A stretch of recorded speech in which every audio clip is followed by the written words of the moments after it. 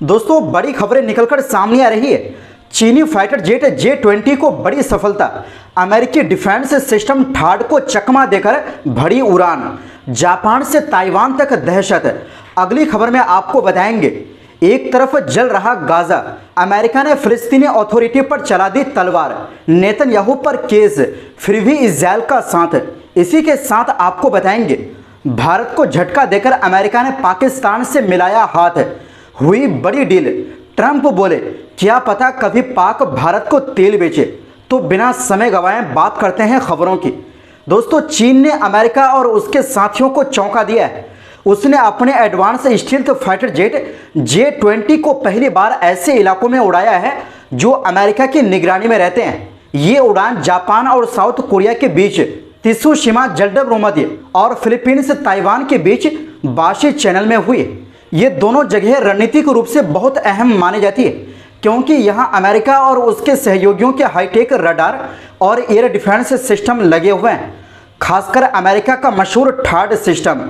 चीन का दावा है कि उसके J-20 फाइटर जेट को किसी भी रडार सिस्टम ने ट्रैक नहीं किया, यानी वो बिना पकड़े इन सख्त निगरानी वाले इलाकों से गुजर गया। इससे अमेरिका, जापान और दक्षिण कोरिया की सुरक्षा प्रणाली पर बड़े सवाल उठ गए हैं। अगर J-20 सच में रडार से बच सकता है तो युद्ध की स्थिति में ये अमेरिका और उसके साथियों के लिए बहुत बड़ी परेशानी बन सकता है। J-20 चीन का 5वीं पीढ़ी का स्टील्थ फाइटर जेट है, जिसे खास इस तरह तैयार किया गया है कि ये दुश्मन के रडार से बच सके और अचानक हमला कर सके। चीन का कहना है कि उसकी एयरफोर्स में अब तक 12 एयर ब्रिगेड में J-20 तैनात किए जा चुके हैं और इनमें से कुछ यूनिट्स पूरी तरह इसी जेट पर निर्भर है। चीन J-20 को लगातार अपग्रेड कर रहा है और अब उसे न्यूक्लियर हथियार ले जाने में भी सक्षम बनाया जा रहा है। आपको बता दें कि त्सुशिमा जलभूमध्य और बाशी चैनल दोनों ही इलाके में अमेरिका और उसके सहयोगियों के लिए बेहद सेंसिटिव है।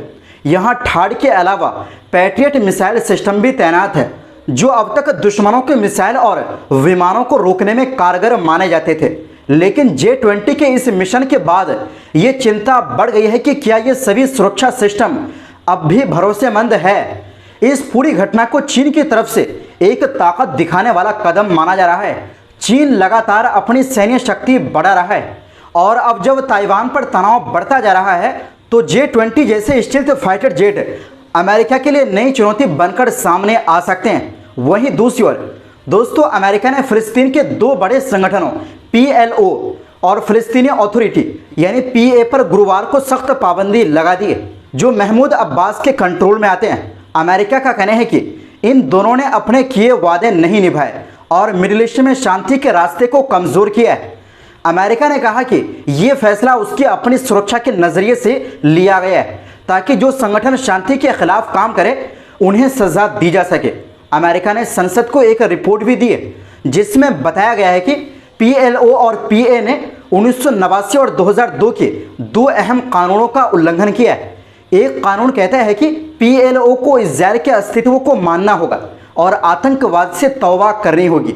दूसरा कानून कहता है कि अगर PLO या PA ने ओस्लो समझौते का उल्लंघन किया तो उन पर कार्रवाई होगी।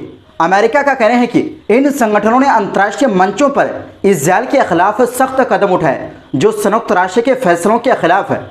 इंटरनेशनल कोर्ट्स में केस करके इजराइल को बदनाम करने की कोशिश की और आतंकवाद को सपोर्ट किया, जैसे हिंसा को बढ़ावा देना और उसे सही ठहराना। अब अमेरिका ने इन संगठनों के लीडर्स के वीज़ा भी कैंसिल कर दिए हैं, यानी अब ये लोग अमेरिका नहीं जा पाएंगे। दोस्तों, जिन संगठनों पर अमेरिका ने पाबंदी लगाई उन्हीं से आज खुद फिलिस्तीनी नाराज़ है।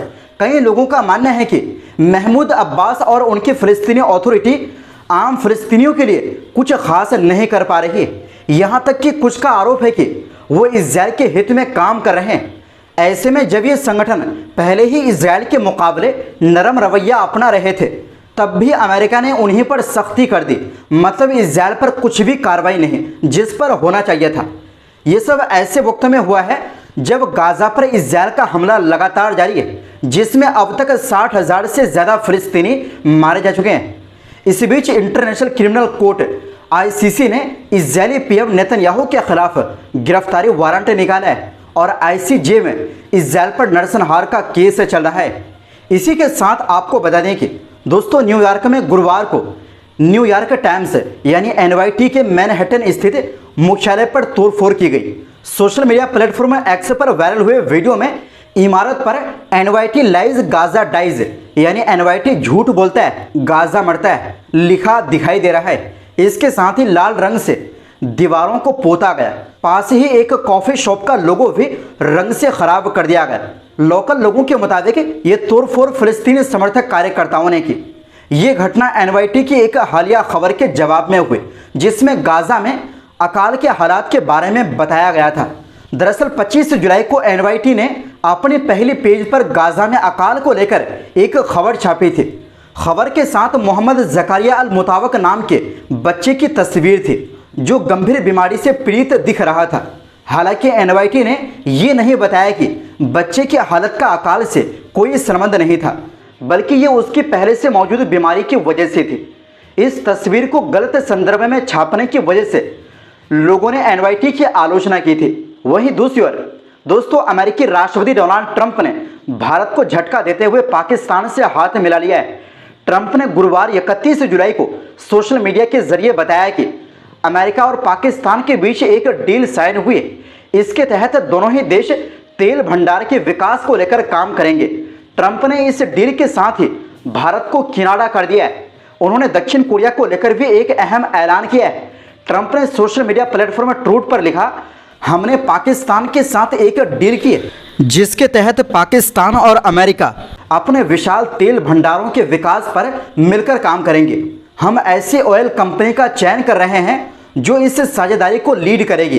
किसे पता हो सकता है कि पाकिस्तान किसी दिन भारत को भी तेल बेचे। ट्रंप ने दक्षिण कोरिया का जिक्र करते हुए कहा, हम व्हाइट हाउस में ट्रेड डील पर काम करने में बहुत व्यस्त हैं। मैंने कई देशों के नेताओं से बात की और वे सभी अमेरिका को बेहद खुश करना चाहते हैं। मैं आज दोपहर दक्षिण कोरियाई व्यापार प्रतिनिधि मंडल से मिलूंगा। साउथ कोरिया अभी 25% टैरिफ पर है, लेकिन उनके पास इस टैरिफ को कम करने का एक ऑफर है। मुझे ये जानने में दिलचस्प होगी कि वो ऑफर क्या है। ट्रंप ने बताया कि कई देश टैरिफ करने का प्रस्ताव दे रहे हैं। इससे अमेरिका का व्यापार घाटा काफ़ी हद तक कम हो सकता है। ट्रंप ने यह भी कहा कि सही समय आने पर एक पूरी रिपोर्ट जारी की जाएगी।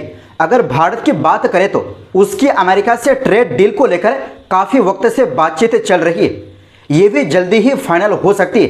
ट्रंप ने कहा कि भारत और अमेरिका के बीच व्यापार संतुलित नहीं है। उनका कहना है कि भारत अमेरिका के साथ कम व्यापार करता है।